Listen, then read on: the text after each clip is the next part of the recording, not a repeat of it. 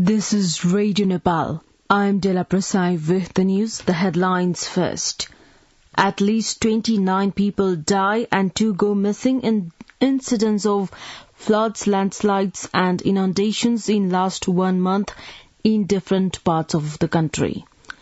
Home Ministry mobilizes mechanisms across the country to minimize the damage. Minister for Women, Children and Senior Citizens, Uma Regmi, stresses collaborated efforts from all stakeholders to prevent human trafficking. Nepal records 895 new cases of COVID-19. And U.S. Army had killed leader of Al-Qaeda, Ayman al-Zawahiri, in a drone strike in Afghanistan.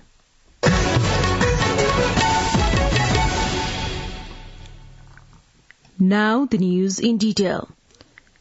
The Ministry of Home Affairs has stated that 29 people have died and 2 missing due to floods, landslides and inundation in last 1 month in different parts of the country. Likewise, 36 people have injured and 588 people have been shifted to the safer place. The ministry has stated that it has deployed its mechanism across the country to minimize the damage of water-induced disasters. Minister for Home Affairs Balkrishna Khat has said that he has taken inquiries about the loss due to the floods, landslides and inundation and informed about the government's efforts for rescue and relief of the affected people. Minister for Women, Children and Senior Citizens Uma Regmi says human trafficking has become a serious challenge for the government. Speaking at the meeting of the Law, Justice and Human Rights Committee of the Federal Parliament yesterday, Minister Regmi stressed the need for collaborated efforts from all the stakeholders to stop human trafficking. The minister added that the government was working to amend the Human Trafficking Control Regulation 2008 to incorporate more stringent punishment for the culprit and to protect the victim. The Executive Director of the Forum for Women Law and Development, Sabine Strester, suggested the government amend various 11 laws, including laws related to human trafficking and foreign employment. 4 members of the same family have been found dead in Tarkeshwar Municipality 2 in Kathmandu. The dead bodies of Dinesh Pandey, his wife Sunita Kapri Pandey, their son Ashish and daughter Ashika were found dead yesterday morning. Preliminary investigation by the police suggests that Dinesh killed his spouse and 2 children before killing himself. The cause behind the incident is still unknown. Minister for Labour, Employment and Social Security, Sher Bahadur Kumar, has stressed the need for creating jobs within the country. Speaking at a meeting of the Industry, Commerce and Labour and Consumers Welfare Committee of the House of Representatives yesterday, Minister Kumar said the domestic workforce should be encouraged to explore work opportunities within the country. The meeting focused on issues concerning foreign employment and labour. Secretary at the Ministry, Iknarayan Aryal, said the ministry was working to promote the internal labour market. He shared that more than 145,000 people were employed under the Prime Minister Employment Programme in the country. Weather across the nation is likely to improve from tomorrow. Meteorological Forecasting Division has stated that the weather would improve from Wednesday as there was a possibility of the low-pressure system moving towards India, weakening the monsoon. Rainfall has been taking place at most of the places of the country since past few days. The Ministry of Health and Population has reported 895 new cases of COVID-19 in the country in the past 24 hours. According to the ministry, the cases were confirmed while testing 5,909 samples. The total number of active cases now stands nearly 5,000 in the country. Meantime, 264 people recovered from the virus infection yesterday.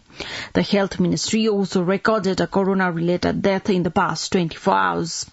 Meanwhile, the Health Ministry has made arrangements for COVID-19 treatment in all 7 provinces by designating hospitals. Joint spokesperson for the Health Ministry, Dr. Samir Kumar Adhikari, said 17 federal and provincial hospitals across the country had been selected for the treatment of COVID-19 patients. African swine flu infection has been detected in the pigs in various farms in Panauti of Kavri-Palanchok district. According to Panauti municipality, the infection, considered as very dangerous and likely to turn into an epidemic, was found in the pigs. The municipality has banned the transportation of the pigs. The main opposition party, CPN-UML, has staged a demonstration on issues of public concern in Kathmandu. The UML organized protest rallies from various places in the capital yesterday. According to the UML, the demonstration was organized in protest against price hikes, corruption and irregularities. The Base-Sahar-Chame road, the gateway to Manang district, has been blocked for traffic after the landslide washed away the road. The road was washed away by a landslide triggered by torrential rain since last night. Chief District Officer Rabindra Prasad Acharya said the flood that occurred in Khotsi near the headquarters Chame washed away the Koto section of the Base-Sahar-Chame road. He added that efforts were being made to open the road. You are listening to Radio Nepal 8 AM English News Bulletin. We continue with the international updates now. U.S. President Joe Biden has confirmed that the U.S. has killed the leader of Al-Qaeda, Ayman al-Zawahiri, in a drone strike in Afghanistan. He was killed in a counter-terrorism operation carried out by the CIA in the Afghan capital, Kabul, on Sunday. Biden said Zawahiri had carved a trail of murder and violence against American citizens. Officials said Zawahiri was on the balcony of a safe house when the drone fired two missiles at him. All the family members were present, but they were unharmed and only Zawahiri was killed. Biden said he had given the final approval of the precision strike on the 71-year-old Al-Qaeda leader. The first ship carrying grain is said to have left a Ukrainian port under a landmark deal with Russia. Citing Turkish and Ukrainian officials, the BBC said the ship left the southern port of Odessa early on Monday morning local time. Russia has been blockading Ukrainian ports since February, but the two sides made a deal to resume shipments. It is hoped the agreement will ease the global food crisis and lower the price of grain. Turkey said the vessel would dock at the port of Tripoli in Lebanon, adding that further shipments were planned over the coming weeks.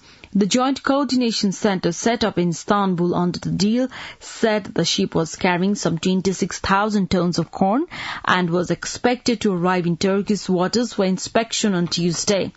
UN Secretary General Antonio Guterres welcomed the departure of the ship and hailed Turkey for its role in working to implement the agreement. Now the general weather forecast for the country for today. Forecasting division says the weather is likely to be generally cloudy throughout the country. Light to moderate rain with thunder and lightning is likely to occur at some places of the country. There are also chances of heavy rainfall at a few places of Province 1, Madhya Province, Bagmati Province and Gandaki Province. Kathmandu's weather report now: maximum temperature of 26.5 degrees Celsius and minimum temperature of 20 degrees Celsius. With this news, we have come to the end of this bulletin, but before we wrap up the headlines once again.